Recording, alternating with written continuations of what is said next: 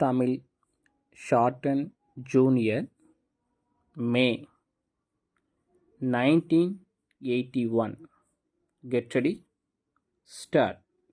தலைவர் அவர்களே, இந்த அவையில் பங்கு பெற எனக்கு ஒரு வாய்ப்பை அளித்ததற்கு என் நன்றியை முதற்கண் நான் தெரிவித்துக் கொள்கிறேன். பல நாடுகளை சுற்றிவிட்டு வந்த நான் பல கருத்துக்களை உங்களிடம் கூற விரும்புகிறேன். உலகத்தை பார்த்தால்தான் நம் உள்ளம் விரிவடையும். மற்ற நாடுகளில் மக்கள் எப்படி வாழ்கிறார்கள், எப்படி உழைக்கிறார்கள், எப்படி வாழ்க்கையின் தரத்தை உழைப்பால் உயர்த்தி கொள்கிறார்கள் என்பதையெல்லாம் நாம் கற்றுக்கொள்ள வேண்டியது அவசியம். என் வீட்டில் நான் மன்னன் என்று சொல்லிக்கொண்டு பொழுதை போக்குவது சரியல்ல. இன்று நமது நாடு எந்த நிலையில் இருக்கிறது என்று ஒவ்வொருவரும் புரிந்து கொண்டு செயல்பட்டால்தான் நம் நாடு முன்னேற முடியும்.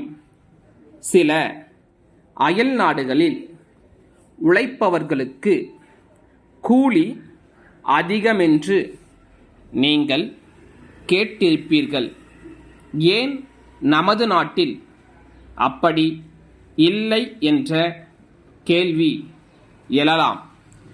இதற்கு விடை அளிக்கிறேன்.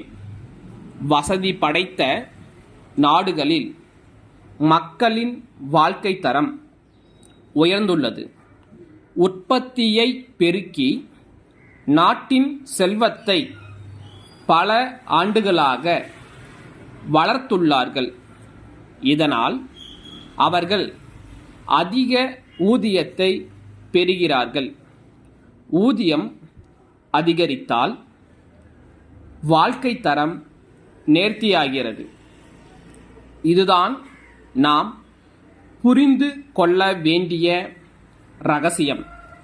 ஒரு ஆண்டில் நம் நாட்டில் எவ்வளவு விடுமுறை நாட்கள், வேலை செய்யும் நாட்கள் குறைந்தால் எப்படி உற்பத்தி பெருகும்?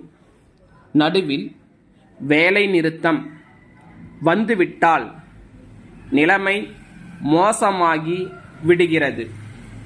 உதாரணமாக ஜப்பான் நாட்டை எடுத்துக்கொண்டால் அங்கு தொழிலாளர்கள் தங்கள் வெறுப்பை வேலை நிறுத்தம் செய்யாமல் காண்பிக்கிறார்கள்.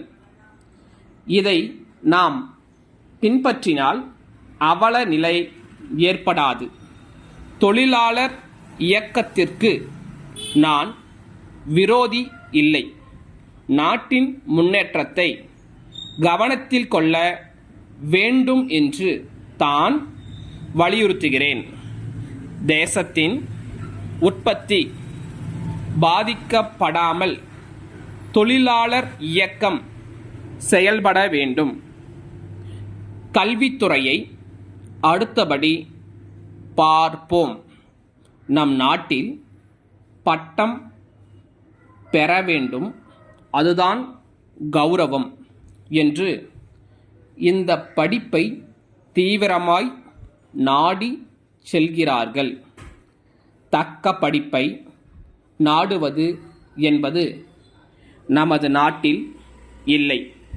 வெளிநாடுகளில் சிறுவர்கள் சிறுமிகள் எல்லோரும் ஏட்டு படிப்பில் அதிக கவனம் செலுத்துவதில்லை. பல திறமைகளை கற்றுக்கொள்கிறார்கள். ஆண்டுதோறும் பள்ளிக்கு சென்று ஒரே விதமான படிப்பை குறிப்பிட்ட ஆண்டுகள் படித்து உடனே வேலை தேடுகிறோம். இதற்கு முடிவு கட்டி தொழில் படிப்பு நாட்டில் விரிவடைய நாம் முயற்சி செய்ய வேண்டும். சேலம் வடக்கு தெருவில் உள்ள அறிவழகன் சகோதரர்கள் சென்னையிலுள்ள தமிழ்நாடு சுற்றுலா கழக செயலாளருக்கு எழுதிய கடிதம். ஐயா, சென்னையில் சுற்றுலா காட்சியில் எங்கள் நிறுவனம் இடம் பெறுவதற்காக இந்த விண்ணப்பத்தை அனுப்புகிறோம். ஆண்டொன்றுக்கு சுமார் 1 கோடி ரூபாய் அளவிற்கு மர பொம்மைகள் செய்து உள்நாட்டிலும் வெளிநாடுகளிலும் விற்று வருகிறோம். எங்களுக்கு நமது மாநில அரசும் பேராதரவு அளித்து வருகிறது.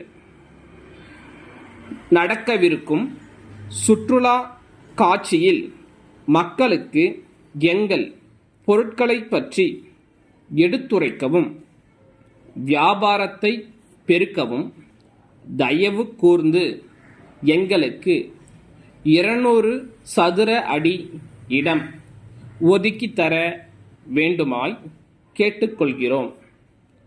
எங்கள் செலவில் நாங்கள் செய்ய வேண்டிய காரியங்களை குறிப்பிட்டு பதிலளிக்கவும். செலுத்த வேண்டிய கட்டணம் ரூபாய் 3000க்கு காசோலை அனுப்பியுள்ளோம். தங்கள் ஒத்துழைப்பையும் மேலான ஆதரவையும் என்றும் நாடுகிறோம். தங்கள் அன்புள்ள சங்கர்.